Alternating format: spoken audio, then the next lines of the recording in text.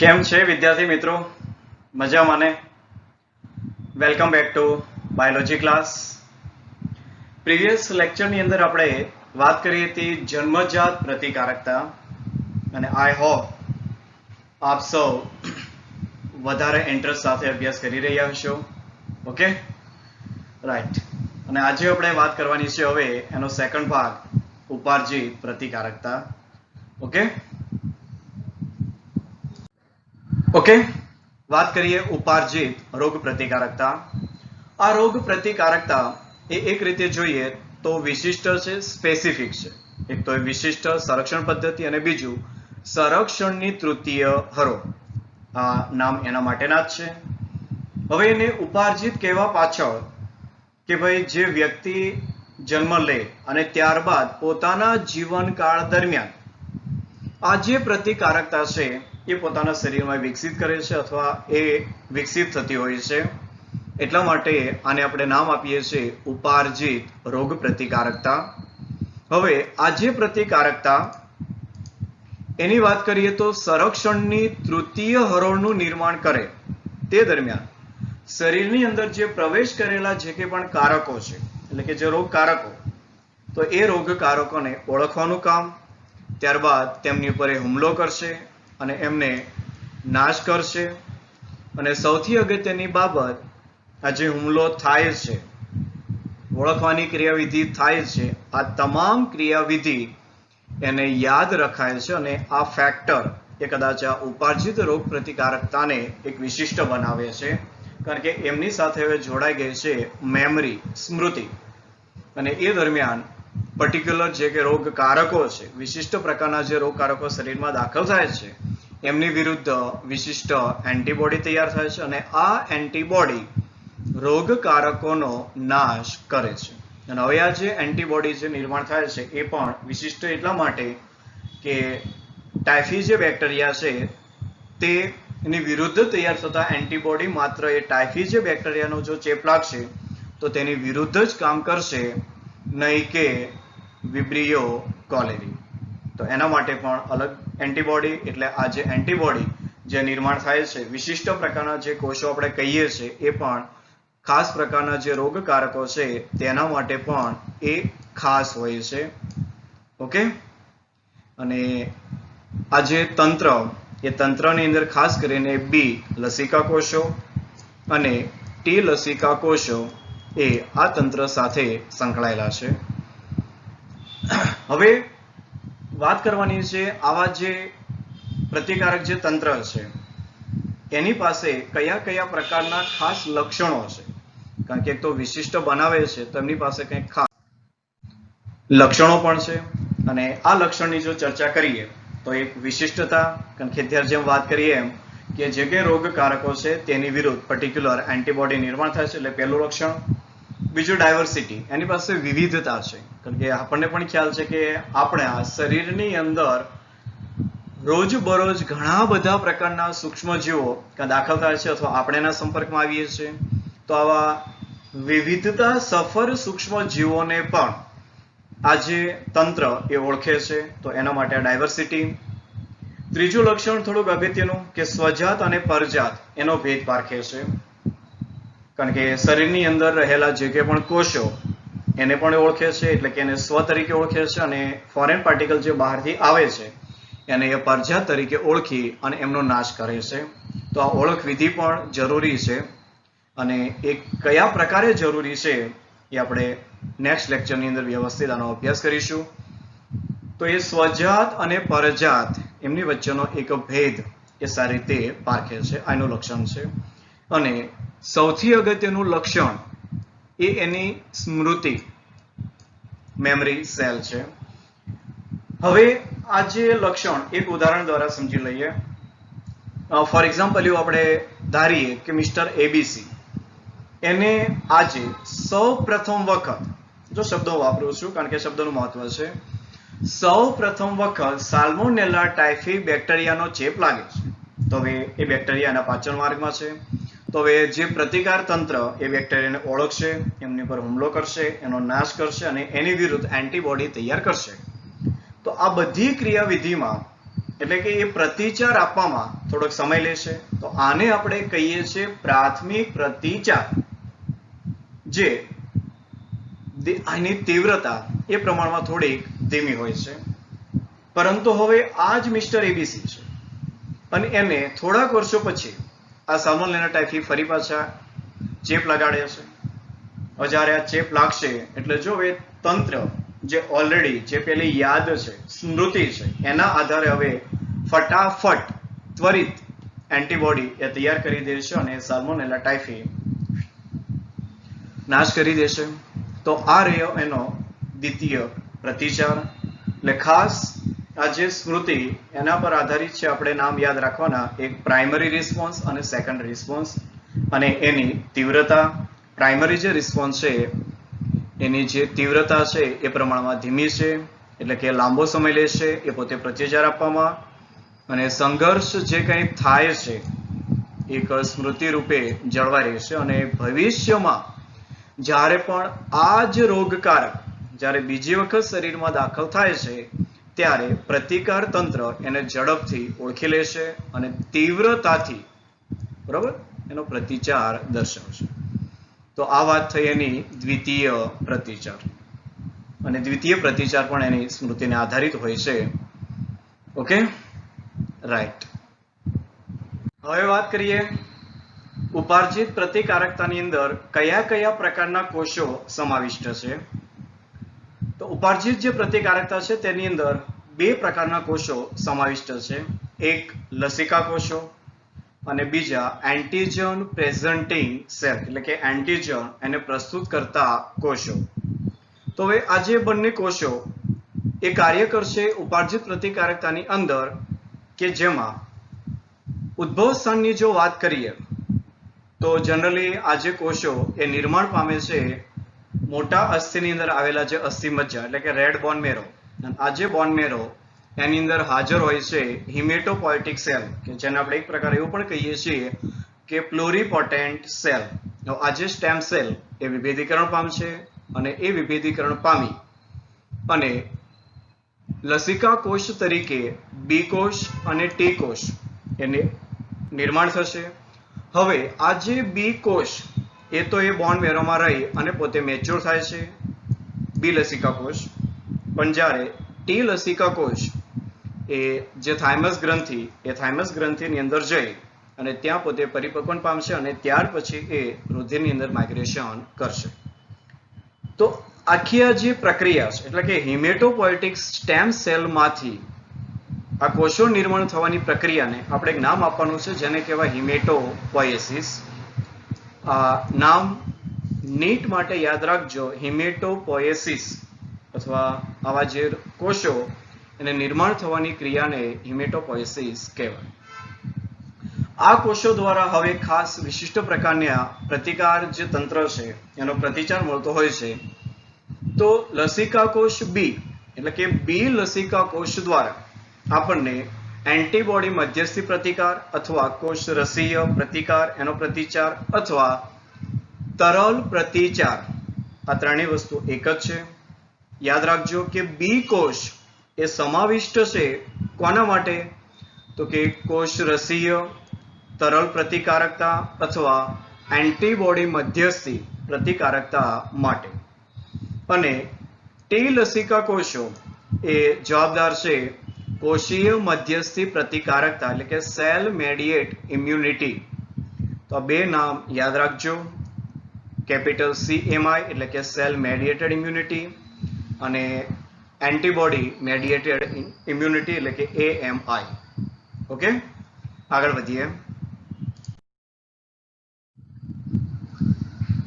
જોઈએ હવે એન્ટીબોડી અને એન્ટીબોડીના પર્ટિક્યુલર સ્ટ્રક્ચર. હવે સામાન્ય રીતે આપણે કીધું કે ભાઈ બી લસિકા કોષો એ કોના માટે જવાબદાર છે? તો કે એન્ટીબોડી મધ્યસ્થી પ્રતિકારકતા. એનો મતલબ કે બી લસિકા કોષો કાર્ય કરશે એન્ટીબોડી દ્વારા, એટલે કે એન્ટીબોડીના નિર્માણ દ્વારા. તો હવે આ જે શરીરની અંદર જે કે રોગકારકો પ્રવેશ કરે છે, તો એ પ્રવેશેલા રોગકારકો સામે એક આખું પ્રોટીનનું બનેલું એક લડાયક સૈન્ય એ તૈયાર કરે છે અને આ પ્રોટીનને આપણે નામ આપવાનું છે એન્ટીબોડી. એટલે આ સામાન્ય યાદ રાખજો કે આખું એક પ્રોટીન, અને આ જે પ્રોટીન એ નિર્માણ થાય છે બી કોષો દ્વારા. ટી કોષો નિર્માણ તો નહીં કરે, પરંતુ એ બી કોષોને મદદ કરશે આવા એન્ટીબોડી નિર્માણ કરવા માટે. આજે એન્ટીબોડીની રચના કેવી છે તે જોઈએ. હવે તો જનરલી જોઈએ તો જો ઉપર એક આકૃતિ તમને આપી છે, અને એ આકૃતિમાં જો નજર તમે રાખશો તો જો એમની પાસે ટોટલ આવી 4 પોલીપેપ્ટાઇડ શૃંખલા છે, કારણ કે આ જે એન્ટીબોડી એક પ્રકારનો ગ્લાયકોપ્રોટીન છે. તો જે 4 જે શૃંખલા છે તેની અંદર જો આ તરફની જે શૃંખલા એ પ્રમાણમાં હળવી શૃંખલા કહેવાય છે, અને અંદર તરફ આ જે શૃંખલા છે જે પ્રમાણમાં થોડીક લાંબી છે, તો આ લંબાયેલી જે શૃંખલા છે એને આપણે નામ આપવાનું છે ભારે શૃંખલા. એટલે 2 હળવી શૃંખલા અને 2 ભારે શૃંખલા, અને એના અંગ્રેજીમાં કહેવાતા ફર્સ્ટ લેટર એટલે કે હેવી અને લાઇટ, એટલે કે હેવી તરીકે H2 2 શૃંખલા, અને L2 2 શૃંખલા, એટલે કે દર્શાવાય H2L2 તરીકે. અને આવા એન્ટીબોડી આપણા શરીરમાં વિવિધ પ્રકારના સર્જાય છે, અને એને આપણે નામ આપવાના છે ઇમ્યુનોગ્લોબ્યુલિન્સ તરીકે આઈજી ગામડે. અને આના કેવા પ્રકારે કાર્ય છે, એના પર્ટિક્યુલર લક્ષણ એ થોડી વાર પછી જોઈએ. તો નામ યાદ રાખવાના છે આઈજી ગામડે. ઓકે, હવે આ એન્ટીબોડી કીધું એમ છે એક પ્રકારના ગ્લાયકોપ્રોટીન તો છે જ, અને જે ચોક્કસ પ્રકારના એન્ટીજન માટે પણ એ ચોક્કસ છે. એટલે કે આખું એક તંત્ર કીધું એમ છે કે ભાઈ છે કેવું, વિશિષ્ટ પ્રતિકાર તંત્ર છે. ઓકે, આગળ. તો આજે આકૃતિ એ તમારા નીટ માટે થોડીક ઇમ્પોર્ટન્ટ છે કે એન્ટીબોડી કીધું એમ છે કે જ્યારે 2 હળવી અને 2 ભારે શૃંખલાની વાત કરીએ તો એ જે ભારે અને હળવી જે શૃંખલા જે પ્રોટીનની બનેલી છે, તો એક બાજુ એનો એમિનો જૂથ અને એક બાજુ આ કાર્બોક્સિલિક જૂથ જે તમને દેખાય છે. અને આ જે કાર્બોક્સિલિક જૂથ એ હાજર હશે, આપણે જેને કોષરસ્તર પટલ કહીએ છીએ તે, કારણ કે આ જે પ્રોટીન છે એ નિર્માણ થતા હોય છે કોષરસ્તર પટલની અંદર. એટલે આ કોષરસ્તર પટલમાં આ રીતે આમ ખૂપેલા હશે, અને ત્યાંથી એ ઉદ્ભવિત છે. હવે એમની પાસે કીધું એમ છે કે 2 પોર્શન છે, એક વેરિયેબલ અને બીજો કોન્સ્ટન્ટ. હવે વેરિયેબલ એટલા માટે કે જે કંઈ અહીંયા જે હમણાં હતી કે ભાઈ એન્ટીજન બાઇન્ડિંગ સાઇટ, એટલે કે જે કંઈ એન્ટીજન આવવાના છે, કારણ કે કીધું ને કે પર્ટિક્યુલર એન્ટીજન માટે પર્ટિક્યુલર એન્ટીબોડી, તો આ એન્ટીજન સાઇટ છે. હવે જે પ્રકારે એન્ટીજન હશે એ પ્રકારે આ જે વેરિયેબલ પોર્શન એ આકાર ધારણ કરી લેશે, અથવા એ આકાર એનો ધારણ કરેલો હશે, અને તેના આધારે એ એન્ટીબોડી ઓળખાશે. પણ ત્યાર પછી અહીંયાથી વાત કરીએ નીચેનો વિસ્તાર, આ સંપૂર્ણ આ બધો જે નીચેનો વિસ્તાર છે આ બધો એ હોય છે કોન્સ્ટન્ટ રિજિયન. એ બધા માટે સરખો છે, માત્ર બદલાય છે આટલો ઉપરનો પોર્શન કે જેને આપણે નામ આપીએ છીએ વેરિયેબલ રિજિયન. આ રિજિયનની અંદર પ્રદેશમાં 2 ભાગ છે, એક FAB રિજિયન અને એક FC રિજિયન. આ જે AB જે ભાગ છે અને જેને આપણે FC ભાગ કહીએ છીએ, આ બધા એના ટુકડા છે, ફ્રેગમેન્ટેશન છે. અને એ ટુકડા એને પ્રોટીઓલાઇટિક એન્ઝાઇમ, જેને આપણે પપાઇન નામ આપશું, આ પપાઇન એન્ઝાઇમ એ આ એન્ટીબોડીને ડાયજેસ્ટ કરે છે, અને એને આ રીતે 3 ટુકડા વિભાજિત કરી દે છે, FAB1, FAB2 અને FC રિજિયન. તો માત્ર એક સામાન્ય આકૃતિ છે. આકૃતિ નીટની અંદર કદાચ તમને પૂછે કે ભાઈ સામાન્ય રીતે જોઈએ તો જેનો વેરિયેબલ જે પોર્શન છે, તો વેરિયેબલ પોર્શન સાથે કયો ભાગ સંકળાયેલો હશે, તો સામાન્ય રીતે FAB જે ભાગ છે એ હોય છે, અને કોન્સ્ટન્ટ રિજિયન સાથે FC પોર્શન એ સંકળાયેલો હોય છે. Okay, very good. હવે જે હમણે ચર્ચા કરી તે કે ભાઈ એન્ટીબોડી એ આપણા શરીરની અંદર વિવિધ પ્રકારના હોય છે, અને એ કયા પ્રકારે, તો કે આઈજી ગામડે. આજે આઈજી ગામડે એનું આપણે ડિસ્ક્રિપ્શન એ જોવાનું છે. અને આ કીધું એમ છે કે ભાઈ એનસીઆરટીમાં છે નહીં, પણ તમારી નીટ માટે આ ઇમ્પોર્ટન્ટ છે, અને આમાંથી ડાયરેક્ટ પ્રશ્ન આવે છે તે જોઈએ. તો પહેલો એન્ટીબોડી તો કે IgG, અને સૌથી વધુ પ્રમાણ, કારણ કે એપ્રોક્સી જો 75 to 80% એનું કન્ટ્રીબ્યુશન છે. અને રુધિર અને આંતરાલીય જળની અંદર આ મુખ્ય ઇમ્યુનોગ્લોબ્યુલિન છે, કારણ કે છે તે જો કેટલા પર્સન્ટેજ, 75 to 80%. અને જરાયુ માંથી પસાર થવાની ક્ષમતા એ ધરાવે છે.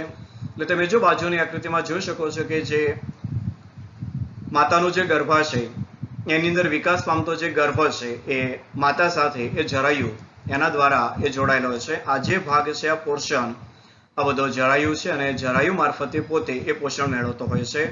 ત્યારે જ્યારે બાળકની અંદર ઇમ્યુન સિસ્ટમ હજી કાર્યરત નથી તો તેના માટે પણ આવા ઇમ્યુનોગ્લોબ્યુલિન્સ એ માતા દ્વારા પ્રોવાઈડ કરાતા હોય છે.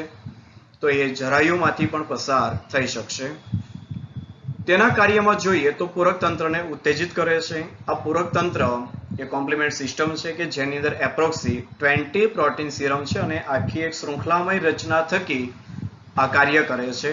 અને આવી શૃંખલામય રચના અથવા પ્રક્રિયા જો તમને યાદ કરાવીએ તો તમને યાદ આવી જશે રુધિર ગંઠાવાની પ્રક્રિયા. જો યાદ આવી ગયું, ટોટલ 13 કારકો સાથેની પ્રક્રિયા એક સાથે વ્યવસ્થિત સળંગ થતી કેસ્કાડે ક્રમશઃ થતી પ્રક્રિયા. તો અહીંયા પણ આ જે પૂરક તંત્ર છે તેની અંદર પણ આવા પ્રોટીન્સ એપ્રોક્સી 20 પ્રોટીન્સ એક પ્રક્રિયામાં કામ કરશે અને પ્રતિકાર તંત્રને મદદ કરશે. તો એને ઉત્તેજન આપવાનું કાર્ય પણ આઈજીજી કરશે. અને મનુષ્યનો જે ભ્રૂણ છે એને જો રોગ પ્રતિકારક શક્તિ પૂરી પાડશે ઓબ્વિયસલી, કારણ કે જો એ જરાયુમાંથી પસાર થશે તો એ ભ્રૂણને રક્ષણ આપવાનું છે. અને આ પણ કીધું એમ છે કે પ્રશ્ન ડાયરેક્ટ તમને નીટની અંદર કરે છે. ત્યાર પછી ફેગોસાઇટિસ જે પ્રક્રિયા છે એના માટે પણ એક ભક્ષક કોષો તરીકે એ વિશિષ્ટ જોડાણ દર્શાવશે. અને સેકન્ડ હવે ઇમ્યુનોગ્લોબ્યુલિન્સ તો કે IgA. આ જે IgA એ સેકન્ડ મોસ્ટ કન્ટ્રીબ્યુશનમાં 10% જે કોલોસ્ટ્રમમાં હાજર પ્રાથમિક પ્રોટીન છે. અને આ કોલોસ્ટ્રમ તમને માહિતી આપી દઈએ કે બાળકના જન્મ બાદ લેક્ટેશનની પ્રક્રિયા દુગ્ધ સ્ત્રાવ થશે તો એ દરમિયાન દૂધની અંદર આ ઇમ્યુનોગ્લોબ્યુલિન એ ધરાવતું કોલોસ્ટ્રમ એ હાજર હોય છે. અને આ કોલોસ્ટ્રમની અંદર આ એન્ટીબોડી વિપુલ માત્રામાં હાજર હોય છે આ બાળ શિશુને રક્ષણ આપવા માટે, કારણ કે એનો આન્સર એ જ છે કે બાળ શિશુમાં હજી પ્રતિકાર તંત્ર એ એટલું બધું ડેવલપ થયેલું હોતું નથી. એ તો હજી ધીમે ધીમે વિકાસ પામવાનું હોય છે. અને લાળ, શ્લેષ્મ અને અન્ય સ્રાવોમાં હાજર છે. અને બીજો એક પ્રશ્ન અહીંયા પણ ડાયરેક્ટ MCQ, ઇમ્યુનોગ્લોબ્યુલિન એ કોલોસ્ટ્રમમાં હાજર કયા પ્રકારનો ઇમ્યુનોગ્લોબ્યુલિન તો કે ઇમ્યુનોગ્લોબ્યુલિન એ માહિતી પર આધારિત ડાયરેક્ટ MCQ. શ્લેષ્મ સ્તર અને શરીરની જે બાહ્ય સપાટીનું રક્ષણ, કારણ કે એમાંથી તો એ સ્ત્રાવ થવાના છે. અને શ્વાસની અંદર આવેલા જે કે પણ સૂક્ષ્મજીવો એને પણ નાશ કરશે, એની સામે પણ રક્ષણ આપશે. તો આ ઇમ્યુનોગ્લોબ્યુલિન G અને immunoglobulin A. Okay, next immunoglobulin M, IgM. જે કન્ટ્રીબ્યુશનની વાત કરીએ તો 5 થી 10%, 5 to 10%. સૌથી મોટા કદના અને 5 એકમ, કારણ કે એન્ટીબોડી એ મોનોમર, ડાયમર અને પેન્ટામર. અને આ જે IgM, જો બાજુની આકૃતિમાં આ IgM કે જે પેન્ટામર મતલબ કે આ જે એન્ટીબોડી જે વાય શેપમાં છે એવા ટોટલ 5 1 2 3 4 5 આ રીતે પોતે 5 એકમોનું એક એન્ટીબોડી બનેલું છે. તો એ પેન્ટામર એટલે સૌથી મોટા કદનું સ્વરૂપ ધરાવે છે. રુધિરરસ અને આંતરાલીય જળ એની અંદર એ હાજર છે. રક્ષણના સમયે ઉત્પન્ન થતા સૌપ્રથમ એન્ટીબોડી એ IgM, કારણ કે પ્રબળ સમૂહન તમે જોઈ શકો. આખી આ પ્રક્રિયા આપણે બતાવીએ છીએ કોની તો કે એગ્લુટિનેશન સમૂહન. આ જે બેક્ટેરિયા છે આ બધા બેક્ટેરિયલ કોષો છે અને બેક્ટેરિયલ કોષો સાથે પોતાના રિસેપ્ટર સાથે જો બધા બંધાઈ ગયા છે. અને અહીંયા પણ તમને એક માહિતી આપી દઈએ કે આ જે એન્ટીજન બાઇન્ડિંગ સાઇટ આ જે એન્ટીબોડી પાસે હોય છે તો એ હોય છે પેરાટોપ. આ યાદ રાખજો, એન્ટીબોડી પાસે એન્ટીજન બાઇન્ડિંગ જે સાઇટ છે એને આપણે કહીએ છીએ પેરાટોપ. પરંતુ જ્યારે એન્ટીજન પાસે લાઈક આપણે વાત કરીએ તો જો બેક્ટેરિયા છે, તમે કોઈ આ બેક્ટેરિયાની આપણે વાત કરીએ તો બેક્ટેરિયા પાસે જો આ ત્રિકોણ રેડ શેપની અંદર આ એવું આપણે સમજી લઈએ કે એનું સાઇટ છે. તો આ એન્ટીજન પાસે આ એન્ટીબોડી માટે બંધાવવાની જે જગ્યા છે તેને આપણે નામ આપવાના છે એપિટોપ. એટલે બે શબ્દો ઘણીવાર પણ તમે આવી શકે, એપિટોપ અને પેરાટોપ. એટલે જો એપિટોપ કયા ભાગમાં હાજર હતા? એફસી રિજિયનમાં. ખ્યાલ પડ્યો? કારણ કે એની સાથે બંધાવાના છે. કોની સાથે? પેરાટોપ સાથે. એટલે પેરાટોપ અને એપિટોપ. પેરાટોપ એ એન્ટીબોડી પાસે છે અને એપિટોપ એ કોની પાસે છે? એન્ટીજન પાસે છે. એટલે આ બે શબ્દો જનરલી યાદ રાખજો, એપિટોપ, પેરાટોપ. ઓકે. અને પૂરક તંત્ર છે તેની સાથે પણ આ સંકળાયેલા છે. નેક્સ્ટ વાત કરીએ તો આઈજીડી, જે 1 to 3% અને રુધિરમાં લસિકા કોષોની સપાટી પર, આ યાદ રાખજો, જે કામ કરશે બી લસિકા કણોને ઉત્તેજવાનું, કારણ કે આવ્યા છે ક્યાં? સરફેસ પર. અને પ્રતિકાર જે તંત્ર છે એની પ્રક્રિયાનો વિકાસ અને એનું ડેવલપમેન્ટ એટલે કે પરિપક્વન એના માટે જવાબદાર છે. અને સૌથી લિસ્ટ માત્રા, સૌથી ઓછી માત્રા હોય તો જો 0.05%. એટલે તમને ખ્યાલ પડશે. જો સૌથી વધુ માત્રા તો કે આઈજીજી અને સૌથી ઓછી માત્રા તો કે આઈજીઈ. એટલે એ પણ યાદ રાખી શકો તમે. ઓકે. તો એ ખૂબ જ ઓછી માત્રામાં હાજર જે માસ્ટકોષો અને જે બેઝોફિલ્સ એની સાથે એનું વિશિષ્ટ જોડાણ છે. તેનું કાર્ય રહેશે માસ્ટકોષોને ઉત્તેજવાનું, કારણ કે ઉત્તેજન આપશે એટલે તેમાંથી હિસ્ટેમિન રિલીઝ થશે. અને આ આપણે જ્યારે આપણો ટોપિક એલર્જી ચાલશે ત્યારે આના વિશે થોડીક વધારે માહિતી મેળવી લઈશું. અને એલર્જી પ્રક્રિયા સાથે સંકળાયેલા આ ઇમ્યુનોગ્લોબ્યુલિન્સ છે. એટલે ફરી પાછો ડાયરેક્ટ નીટની અંદર પૂછાતો પ્રશ્ન છે. ડાયરેક્ટ એટલા માટે કહું છું કે આ બધા માહિતી પર આધારિત છે અને આવા પ્રશ્નો પૂછે છે. તો એલર્જી પ્રક્રિયા સાથે સંકળાયેલા જે ઇમ્યુનોગ્લોબ્યુલિન્સ, તો એ કોણ છે? તો કે આઈજીજી છે. બરોબર? તો આ પણ તમારો નીટનો એક પ્રશ્ન છે. Okay, very good. નેક્સ્ટ વાત કરીએ હવે આખી તરલ પ્રતિકારકતા પ્રતિચાર એટલે કે હ્યુમોરલ, જે એન્ટીબોડી, જે અત્યારે વાત કરીએ બધા કોણ છે? કે એન્ટીબોડી છે વિવિધ પ્રકારના. પણ આના દ્વારા કયા પ્રકારે ક્રિયાવિધિ થશે તે જોઈ લઈએ. તો શરીરની અંદર વિવિધ પ્રકારના બી લસિકા કોષો અને એમાં પણ ખાસ કરીને પ્લાઝ્મા સેલ્સ અને સ્મૃતિ કોષો છે. તો આ જે માહિતી આપણે જો એક આકૃતિ અહીંયા આપી છે તેના દ્વારા આપણે સમજી લઈએ એટલે વધારે મજા આવશે. તો એઝ અ એન્ટીજન તરીકે વાયરસ છે પહેલી બાબત. હવે આ વાયરસ એ આપણા શરીરની અંદર જ્યારે એટેક કરે છે તો આપણે એને કહીએ છીએ ઇન્ફેક્ટેડ સેલ, એટલે કે એક પ્રકારનો લક્ષ્યકોષ થઈ ગયો. આ જે લક્ષ્યકોષ એની સાથે એક પ્રકારે વાત કરીએ તો મેક્રોફેજ, જેને આપણે ભક્ષ્યકોષો કહીએ છીએ, એ પણ એની સાથે આવવાના છે. અને ખાસ કરીને આવા લક્ષ્યકોષો એટલે કે જે રોગકારકો છે તેની હાજરીથી આ જે બી કોષો છે, લસિકા કોષ, એનું જે કોષરસ સ્તર પણ એ સંવેદનશીલ હોય છે, ઓબ્વિયસલી હોવાનું જ છે. તો હવે આ જે સંવેદનશીલ ધરાવતો, મતલબ કે માફ કરજો, સંવેદનશીલતા ધરાવતો જે બી કોષ, એ બી કોષ હવે પોતે એક મોટી માત્રામાં પોતાનું વિભાજન એટલે કે પોતે હવે ક્લોન પોતાના નિર્માણ કરશે, સેમ પોતાના જેવા જ. અને એ દરમિયાન ઘણા પ્રકારે એક સંદેશક અણુઓ એ નિર્માણ થવાના છે અને એની હાજરીમાં આ બી કોષો એ મોટી માત્રામાં પોતાના જેવા જ નવા હવે બી કોષો નિર્માણ કરી દેશે. તે પૈકી મોટા ભાગના બી કોષોનું વિભેદીકરણ થઈ જશે આ પ્લાઝ્મા સેલ્સમાં. આ તમે જોઈ શકો છો. બરોબર? કે બી કોષોનું વિભેદીકરણ શેમાં થઈ ગયું? Plasma cells. અને આ જે પ્લાઝ્મા સેલ્સ એ હવે તૈયાર કરશે આ જે વાયરસ છે તેની વિરુદ્ધ એન્ટીબોડી, એટલે કે જે રોગકારક છે એની વિરુદ્ધ એન્ટીબોડી તૈયાર કરશે. અને આ દરમિયાન જે કે પણ ક્રિયાવિધિ થઈ છે એ ક્રિયાવિધિને યાદ રાખવા માટે ફરી પાછા આ જે બી કોષો વિભેદીકરણ મોટી સંખ્યામાં થયા હતા તેમાંથી અલ્પ માત્રામાં મેમરી બી સેલ બનાવશે, એટલે કે સ્મૃતિ બી કોષો. તો આ રીતે આખી જે પ્રક્રિયા છે એનું નિયંત્રણ થશે, એના પ્રતિચારનું, એના રિસ્પોન્સનું.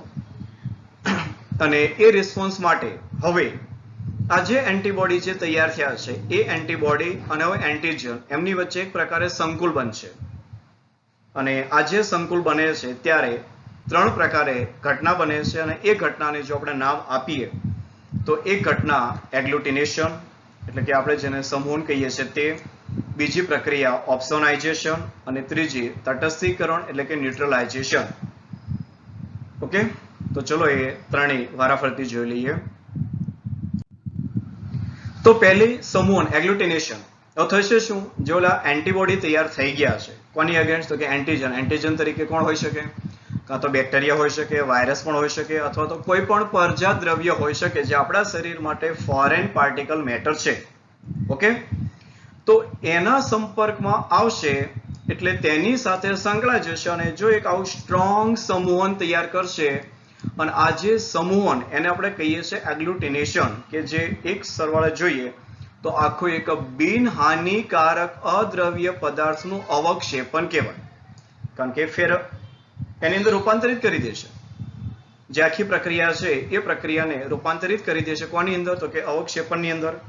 તો આ વાત થઈ કોની? એગ્લુટિનેશન. સેકન્ડ જે કઈ ઘટના છે એને કહેવાય છે ઓપ્સોનાઇઝેશન.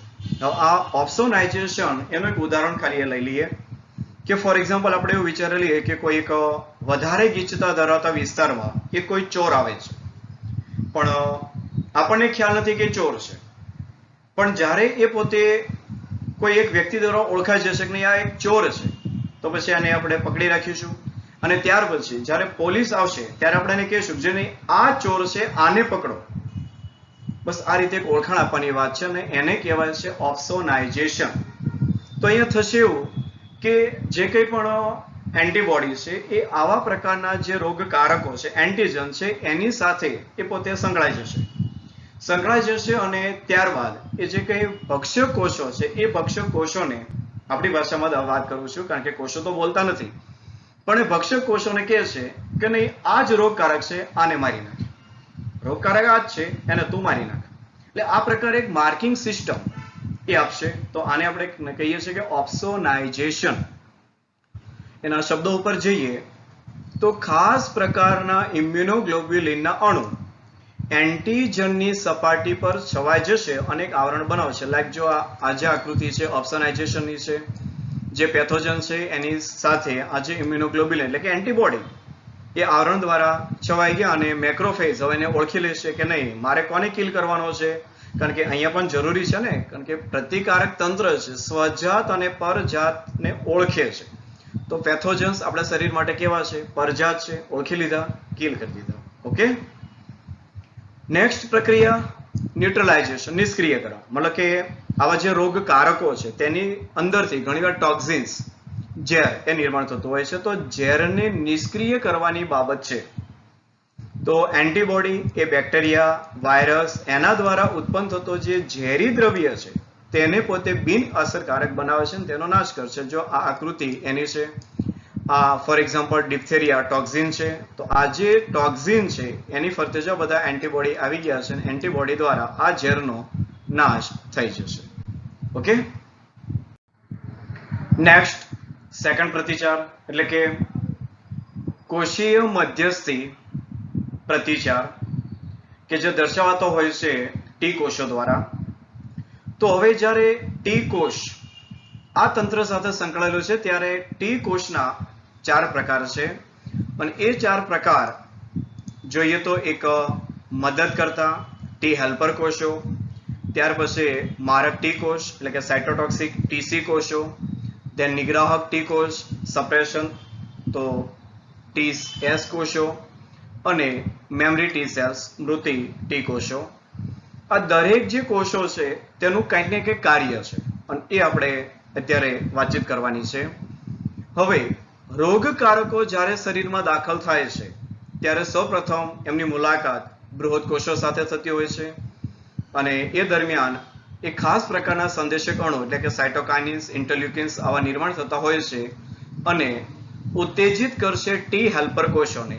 આ પહેલું પગથિયું છે, યાદ રાખવાનું છે કે ટી હેલ્પર કોષોને એક્ટિવેટ કરે છે.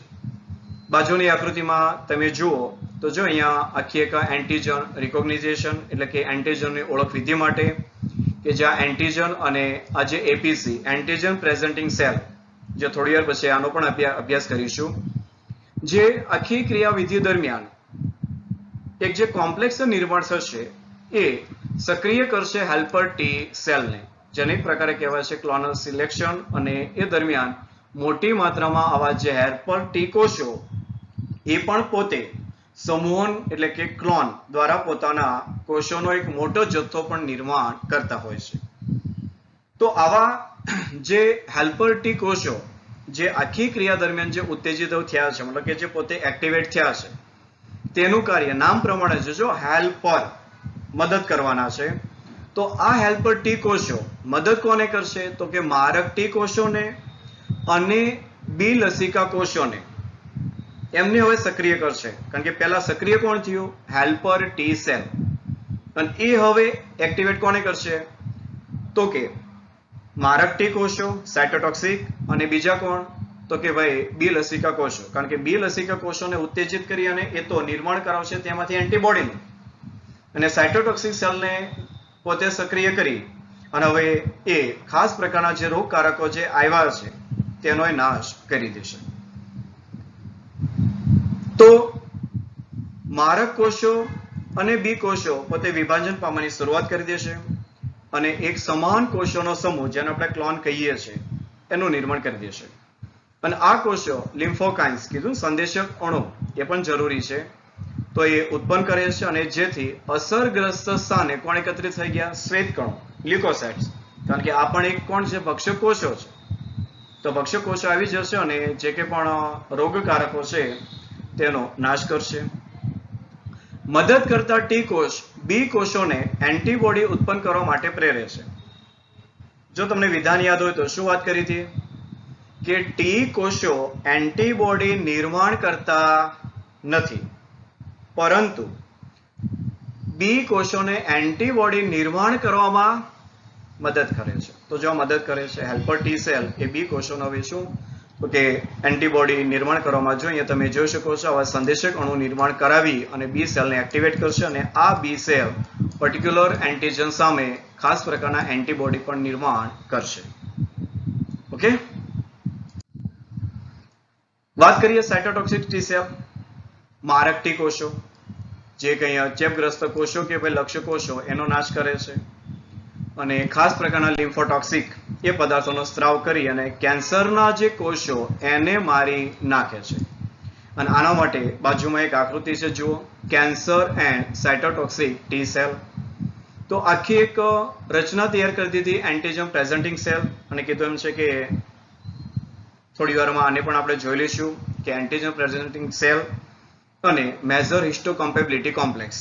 ઓકે, તો એ આખા જો એ કોમ્પ્લેક્સ 2 અને ડેન્ડ્રાઇટિક સેલ એના દ્વારા જે કોમ્પ્લેક્સ તૈયાર થઈ ગયું એ દરમિયાન હવે સાયટોકાઇન્સ એક પ્રકારના સંદેશક અણુ એ રિલીઝ કર્યા, અને રિલીઝ થશે એટલે હવે સાયટોટોક્સિક ટી સેલ એ પોતે એક્ટિવેટ થશે, અને એક્ટિવેટ થશે અને કેન્સરના સેલ સાથે બાઇન્ડ થશે અને કેન્સરના કોષોનો નાશ કરશે, જેને આપણી ભાષામાં કહીએ છીએ એપોપ્ટોસિસ. એટલે કે બાયોલોજીની લેંગ્વેજમાં એને એપોપ્ટોસિસ કહેવાય, કે કેન્સરના કોષોનો નાશ. તો આ રીતે એક પ્રક્રિયા દર્શાવે છે. એટલે કે સાયટોકાઇન્સ, લિમ્ફોકાઇન્સ એનો સ્ત્રાવ કરશે અને ભક્ષક કોષોને આકર્ષે છે. કોષીય મધ્યસ્થી પ્રતિકારકતા માટે જવાબદાર છે. આ સેન્ટેન્સ ભૂલવાનું નથી, કારણ કે આપણે જે વાત અત્યારે કરી કે સેલ મેડિએટેડ ઇમ્યુનિટી, તો એ કોના દ્વારા? તો કે મારક ટી કોષો દ્વારા એ પોતે સંભવિત છે. અને જ્યારે સંભવિત છે ત્યારે જો એ પ્રત્યારોપિત કોષો, અને આના માટે ખાસ એક ખાલી તર ઉલ્લેખ કરું છું કે અંગ પ્રત્યારોપણ, ઓર્ગન ટ્રાન્સપ્લાન્ટેશન, મતલબ કે એ બહારનું જે અંગ આપણા શરીરમાં દાખલ થવાનું છે ઓર્ગન ટ્રાન્સપ્લાન્ટેશન દરમિયાન, તો એનો સ્વીકાર કરવો કે ન કરવો એ આ ટી કોષોના હાથમાં છે, હું કહી શકું અત્યારે. અને ફર્ધર જે કંઈ માહિતી એ તમે આગળ તમારા હાયર જે કોચિંગ ક્લાસીસ, અથવા આને હું નામ આપીશ ભાઈ કોલેજ, બસ, તો એ કોલેજની અંદર આગળ તમે આના વિશે વધારે ડિટેલમાં અભ્યાસ કરશો. પણ પર્ટિક્યુલર જે અંગ પ્રત્યારોપણ છે એ અંગ પ્રત્યારોપણ માટે સ્વીકાર કે અસ્વીકાર્ય એ પણ જો આધારિત હોય તો આ કોષીય મધ્યસ્થી રોગ પ્રતિકારકતા, અને એમાં પણ ખાસ કરીને આ મારક ટી કોષો, ત્યાર પછી ગાંઠના કોષો અને અન્ય વિદેશી જે કોષો એનો નાશ કરશે. આ વાત થઈ મારક ટી કોષોની. ત્યાર પછી હવે વાત કરીએ નિગ્રાહક ટી કોષો, સપ્રેસર. કારણ કે આપણું જે પ્રતિકાર તંત્ર છે ઘણી વખત ઓવર રિએક્ટિંગમાં વધી માત્રામાં જ્યારે પ્રતિચાર આપે છે ત્યારે એને પણ જો સપ્રેસ કરવો જરૂરી છે, એને પણ દબાવવું જરૂરી છે. તો આના માટે થઈ અને આવા નિગ્રાહક પ્રોટીન એ આપણા શરીરમાં નિર્માણ થતા હોય છે અને એ દરમિયાન આ જે નિગ્રાહક ટી કોષો એ હવે કાર્ય કરશે મદદ કરતા ટી કોષો અને મારક જે ટી કોષો એમને પોતે નિગ્રહ એટલે કે સપ્રેસ કરશે અને જે બી કોષો એને પણ નિગ્રાહક પરિબળોનું સંશ્લેષણ કરી અને આવા જે એન્ટીબોડી એ નિર્માણ ન કરે તેના માટે થઈ અને એને પણ એક પ્રકારે જો કહીએ તો આદેશ આપશે અને આ રીતે આખું એક પ્રતિકાર તંત્ર એ તંત્ર આપણા જ કોષોને ન મારે તે માટે થઈ અને અટકાવી દેશે. તો આ સપ્રેસર જો નામ જ છે, દબાણ કરવું, તો આ નિગ્રાહક, બરોબર. ત્યાર પછી સ્મૃતિ ટી કોષો, મેમરી સેલ છે, કારણ કે એ કોઈ પણ ક્રિયાવિધિમાં ભાગ નહીં લે પણ જે ક્રિયાવિધિ થાય છે, જે હુમલો થાય છે તો એની સ્મૃતિ રાખશે અને ભવિષ્યમાં જ્યારે ફરી પાછા એવા કોષો આવશે રોગકારકો તો તેની સામે આ સ્મૃતિ કોષો એન્ટીબોડી તૈયાર કરી દેશે અને ખૂબ જ તીવ્રતાથી પ્રતિચાર આપશે. ઓકે, નેક્સ્ટ વાત કરીએ હવે એપીસી, એન્ટીજન પ્રસ્તુત કરતા કોષો અથવા એન્ટીજન પ્રેઝન્ટિંગ સેલ. ખાસ આ જે પોર્શન એ તમારી નીટ માટે છે, તમારી એનસીઆરટીમાં આના વિશે ચર્ચા નથી, પણ છતાં પણ એક નામ યાદ રાખજો, એપીસી નું full name antigen presenting cells, કે જેની અંદર પણ ખાસ પ્રકારના કોષો લાઈક મેક્રોફેજ, મોનોસાઇટ, હિસ્ટિયોસાઇટ્સ, ત્યાર પછી બી લસિકા કોષો અને ડેન્ડ્રેટિક સેલ્સ, બરાબર, બાહ્ય ત્વચાની અંદર આવેલા લેંગેરાન્સ સેલ્સ. તો આ બધા એક પ્રકારના ભક્ષક કોષો છે, મતલબ કે ભક્ષક કોષો આની અંદર એ સામેલ છે, કારણ કે જ્યારે રોગકારક આવે છે ત્યારે એ જે ભક્ષક કોષ, બૃહદ કોષ, એની સાથે તો એની પ્રક્રિયા થશે અને પ્રત્યેક જે એન્ટીજન અણુ છે તેની એપીસી દ્વારા પ્રક્રિયા થશે અને આવો પ્રક્રિયા થઈ ગયેલો જે એન્ટીજન એ આજે કોષ એની સપાટી પર રજૂ થશે અને મદદ કરતા જે ટી કોષો, કારણ કે એક પ્રકારે જો આને માર્કિંગ આપી દીધું છે અને મદદ કરતા ટી કોષ જ્યારે આવા એપીસી કોષની બાજુમાંથી પસાર થશે ત્યારે એના પ્રત્યે સક્રિય થશે અને સક્રિય થઈ અને પોતે મોટી માત્રામાં વિભાજન પામી અને પોતાનો એક સૈન્ય તૈયાર કરશે અને એના એન્ટીબોડી દ્વારા આવા જે ભક્ષક કોષો એનો એ નાશ કરી દેશે. તો આ સામાન્ય કાર્ય છે કોનું, તો કે એપીસી સેલ્સ. હવે આ જે એપીસી કોષો એ એમના પટલ પર ક્લાસ 2 MHC એટલે કે ક્લાસ 1 અને ક્લાસ 2 આવા મેજર હિસ્ટોકમ્પેબિલિટી કોમ્પ્લેક્સ એ આવતા હોય છે અને આ કમ્પેબિલિટી કોમ્પ્લેક્સ એ આપણા જે અંગો એ આપણા છે કે બહારના છે એની ઓળખ વિધિ માટે જરૂરી હોય છે અને આવા એન્ટીજન એ હાજર હોય છે, ખાસ કરીને આવા કોષો પર, એની સરફેસ સપાટી પર હાજર જ હોય છે અને એ પછી ઓળખે છે કે ભાઈ આ બહારનું દ્રવ્ય છે કે પોતાનું દ્રવ્ય છે. અને કીધું એમ છે કે ભાઈ આ બધી જે માહિતી એ તમે તમારા હાયર એજ્યુકેશનની અંદર એ લેશો તમે. ઓકે, વધારે આપણે એમાં ડીપમાં જવાનું નથી, પણ કદાચ જો નીટની અંદર આવી શકે તો તમે આના વિશે થોડુંક જજમેન્ટ લઈ શકો એટલા માટે આ રજૂઆત કરું છું. અને જે કે પણ સહાયક જે ટી કોષો, જેને આપણે મદદ કરતા ટી કોષો કહીએ છીએ, એના સક્રિયકરણ માટેના જે આવશ્યક સહ ઉત્તેજક જે સિગ્નલ છે એનું પણ આ એપીસી એ વહન કરાવશે. એટલે આખી પ્રતિકાર તંત્રની અંદર આ જે એન્ટીજન પ્રેઝન્ટિંગ સેલ્સ એ પણ મહત્વના છે, કારણ કે તેના વગર આ જે તંત્ર એ અધૂરું છે એવું પણ હું કહી શકું અને તંત્ર કાર્ય પણ નહીં કરી શકે. ઓકે, અને એક આકૃતિ છે સેલ મેડિએટેડ ઇમ્યુન રિસ્પોન્સ, જે કોષીય મધ્યસ્થી જે પ્રતિચાર છે એ પણ તમારા નીટ માટે નોર્મલ એટલું બધું વધારે ધ્યાન ન દેતા, પણ આ એક તમને સમજણ પડે તે માટે કે આ જે મેક્રોફેજ, કારણ કે કીધું હતું ને કે જે કંઈ પણ કોષો જે ઇન્ફેક્ટેડ જે સેલ છે એ મેક્રોફેજ સાથે આવશે અને આ મેક્રોફેજ એની જે સપાટી એની ઉપર જો હવે હાજર હોય છે આખો એક એન્ટીજન પ્રેઝન્ટિંગ સેલ તરીકે મેજર હિસ્ટોકમ્પેબિલિટી કોમ્પ્લેક્સ 2 અને તેના દ્વારા આખી એક ક્રિયા થશે અને એ દરમિયાન જે કંઈ સાઇટોકાઇન્સ, ઇન્ટરલ્યુકિન્સ કે પછી ભક્ષક કોષોને આકર્ષવા માટે લિમ્ફોકાઇન્સ આ પ્રકારના દ્રવ્યો પોતે સ્ત્રાવ થશે અને એ દરમિયાન જે કોષોની રિક્વાયરમેન્ટ હશે ત્યાં એ ઘસી આવશે. તો અહીંયા હેલ્પર ટી કોષો એ પછી એક્ટિવેટ કરશે ખાસ કરીને જે કિલર ટી કોષો, એટલે કે જેને આપણે સાયટોટોક્સિક કહીએ છીએ, મારક ટી કોષો.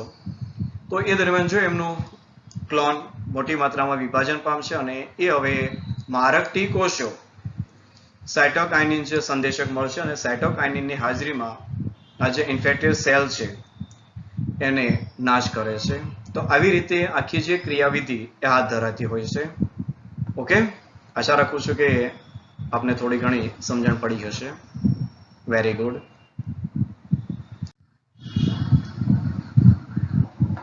નેક્સ્ટ લેક્ચરની અંદર જોશું આપણે ત્યાર પછીના પોર્શન તરીકે સક્રિય પ્રતિકારકતા, કારણ કે ઉપાર્જિત પ્રતિકારકતાના જ પ્રકાર તરીકે સક્રિય પ્રતિકારકતા અને નિષ્ક્રિય પ્રતિકારકતા અને ઇમ્યુનાઇઝેશન અથવા વેક્સિનેશન એની ચર્ચા કરીશું.